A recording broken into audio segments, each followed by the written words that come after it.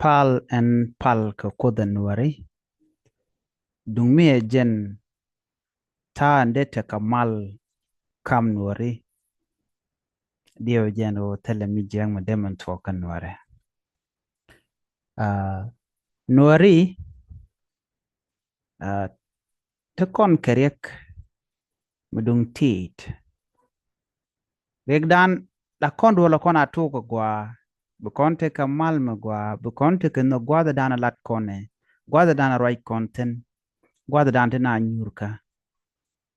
biniting wan bu ko tin lo lat kana mo ka dop ko nyal kana do mal ka ke do dan lat ka jeno ka nan were you know binat bu ke cherken bu kan mat gwas ke lo bloy na betet la na wiene ka mer lo ba mer ba ka lwaj pin nyot ko che loy na te jat ke sheng tin jekten content to kan were be loy ne to wan long bu ke jat loy nat ke liu be jat enran kan wer la ja gurno ba mo gwa be jalat an kwaje malawi jet ka loy na da kim la loy na lawe je ka kor ka michina kutte la bon ke na chongwat kel lawe te ke rol tibirik ta to rikin konde bi jet loy lo no bu ko ben men dek nyen kon were jana enemy sha yu sha kamatin ke te ka kwer me sha la re den wo den ade kana kware den mo nyen gwada dana bi reg nuar batok tin ka bilya batok tin kan ware la dun kwerka kan nuarin tama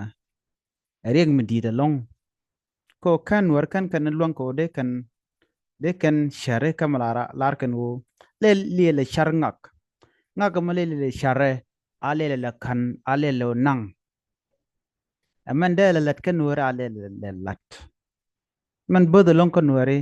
bala do ram mo chana ma chaje bulong cha de kama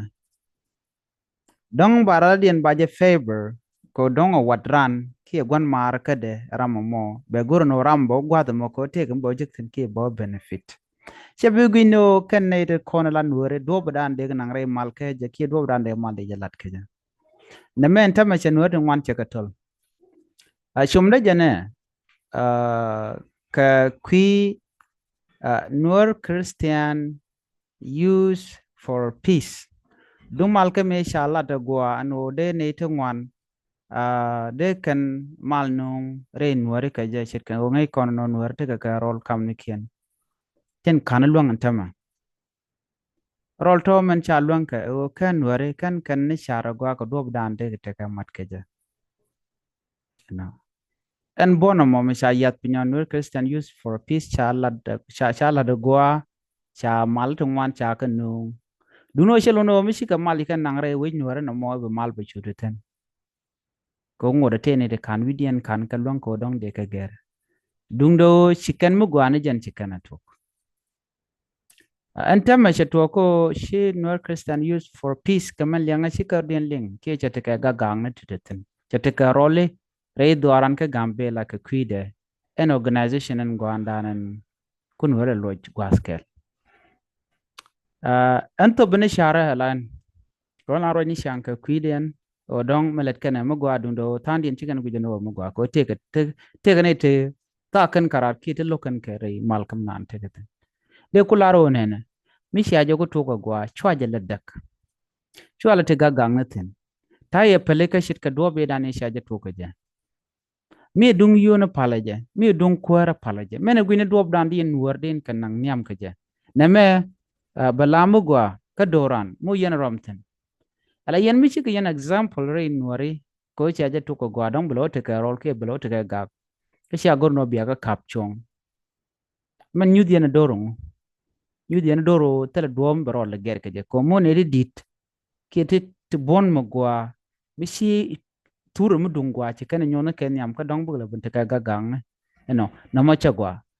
en mala walat re wi ko lang dung de na ja ka mo gwa ne ndara mo gwa long mene kwer ong chiengak bu kana kwar ke doro me bala kwer mene je pel me rodu na kabe be kalloy kel mena te ka pelika ba ko jandana tere kwan kosnal men kun kondial reten ngo de rara de le share me kwada jala kan ena de kon te ka pelwaj pin menyuno de ran de daman model jogle le nang ena a kon ti gwinne ta misho de lot ko bna gakten ko jandana to ko tem o bna gak mi shina mo shagwa yenne ten kon la kwar no Christian Youth for Peace yene de kon la members ten kene de konten tere bun kana mo gari nya maniko ken gwaniko mena mal ken no mena jalan nyam shi kuma chalare bible ka kimen chalar kono ko nela no nakarudon jen bukan loyd kana konte ka mal ken nam tela duom der rada dien der yo ger kaja ger ba tog within palika ba tog within share ka bon go brand bi palka dor ba tog kaje mi chaji mo ke yoto kor chaju no daga je yana dan mo do dien dong de ramate ke jendi ramate jendi ci dan mo don ci ile jogo mene ka shara ala jala ka kana ka yoti ko dong ti ka dorba chawde re shara ba mitale jiryak ano mi dong ti ka mi shamme di to de jo go atela de ba mo dien bele jek de ka kam yoto korto na mo bere loidu cha kem ni ka bom chaji ti jala kan ala jala lat jantada agorje biya ka pelika kana sharika biya ken biya sharika ba ano de kan mu gwade kan le jek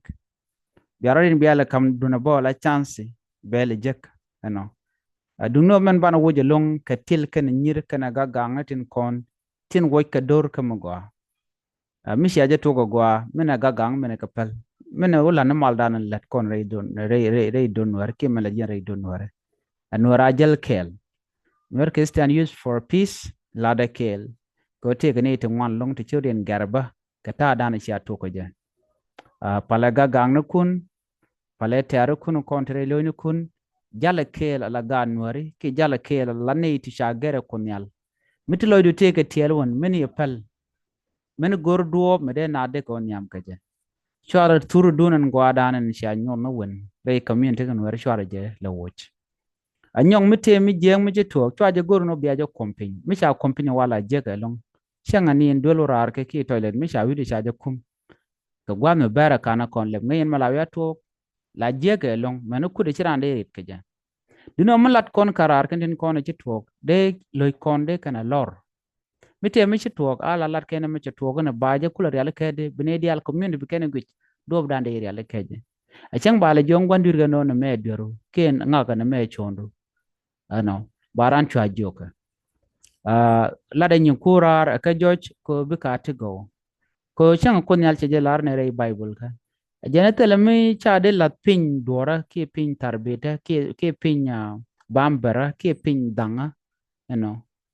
la lember mi cha je kun tin dio je cha ya de ne duno de la du ko dor nyal ko de ne dial dol de ka mer ka de tin kon tok de ka ngach